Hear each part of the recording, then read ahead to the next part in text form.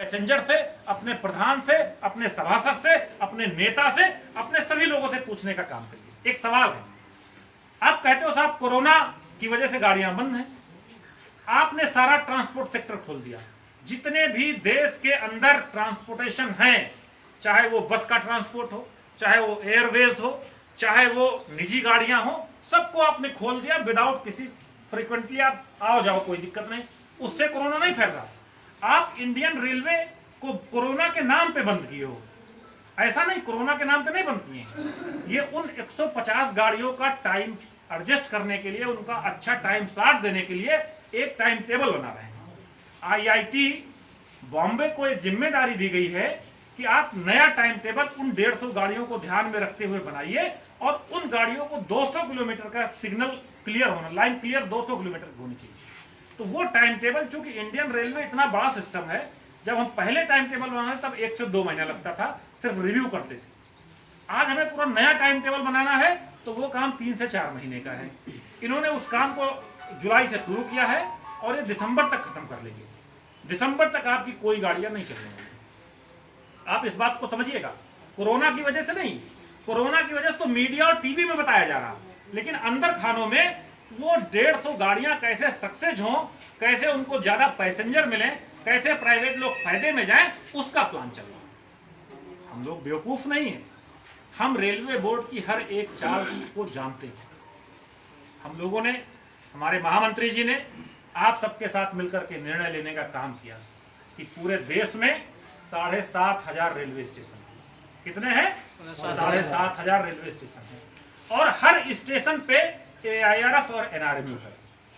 कोई ऐसा स्टेशन नहीं है जहां पे AIRF या उससे एफिलिएट्स यूनियन का प्रतिनिधि ना हो, कैडर ना हो और उसके साथ काम करने वाले हमारे रेल के साथी ना हो। ठीक है, हो सकता है कि हम 12,26,000 रेल कर्मचारी इस लड़ाई के लिए बहुत छोटे हैं, हमारी कोई हैसियत ना हो, लेकिन कोई बात नहीं, हम उन लोगों को भी अपने साथ जोड़ने का काम करेंगे जो अप्रत्यक्ष रूप से रेलवे के सिस्टम में जुड़े थे।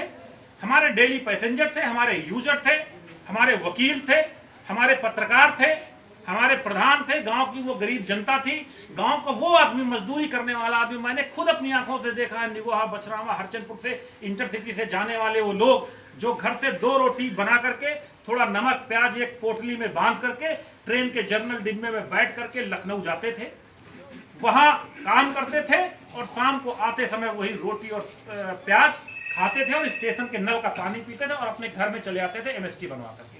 हम उन लोगों को भी इस लड़ाई में शामिल करने का काम करेंगे और वो बहुत बड़ा तबका है, सरकार की चूल्हे हिल जाएंगी, लेकिन उसके लिए हमें अगुवाई करना पड़ेगा, हमें आगे आना पड़ेगा, हमको लोगों को लीड करना पड़ेगा, हमें लोगों को बताना पड़ेगा कि ये पूरे देश के साथ कुचक्र हो रहा है, ये सिर्फ आपके साथ नहीं हो रहा, यह उन सभी देशवासियों के साथ हो रहा है जो इस विधा में जुड़े हुए। निजीकरण एक मोनोपोली है, ठेकेदारी सबसे बड़ा भ्रष्टाचार का कारण है।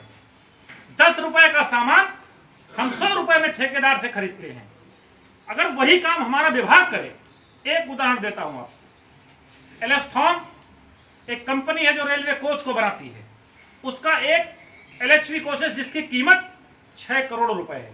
ये सारी बातें जो मैं बोल रहा हूं ऑन रिकॉर्ड है, ऑन पेपर है, ये सब डाटा आपको मिल जाएगा जब आप चाहोगे। एलेस्थॉन एक कोच 6 करोड़ रुपए का देती है। हमारा कपूरथला का जो रेल कोच फैक्ट्री है वो 1 करोड़ 20 लाख में कोच बनाती है, सेम कोच, उससे अच्छी सुविधा का। हमारी जो MCF है, मॉडर्न रेल कोच फैक्ट्री है, LHP का वही कोच जो 6 करोड़ का एलेस्थॉन बेचती है, उसको हम 90 लाख में बनाते हैं। बात समझिए आप हमारी, हम 90 लाख में अच्छा कोच बना के दे रहे हैं, पर हमारा प्रोडक्शन कम कर दिया गया।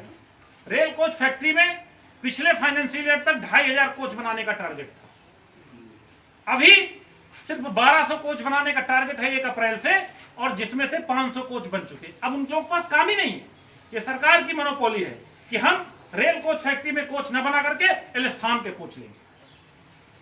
जो locomotive general electrical company 60 crore में बना करके दी, डुअल सिस्टम का इंजन, इलेक्ट्रिक से भी चलेगा, डीजल से भी चलेगा, 60 करोड़ में बना के दिया।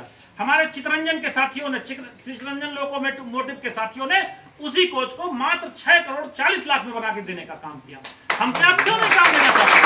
अगर हमारी कार्य पद्धति में कहीं कमी है, हम कहीं अच्छे से काम नहीं कर पा रहे, तो आप मुझे ट्रेन करिए ना, आप मुझे ट्रेनिंग दीजिए। मोदी जी सिर्फ लाल किले से चिल्लाते हैं स्किल भारत, स्किल इंडिया।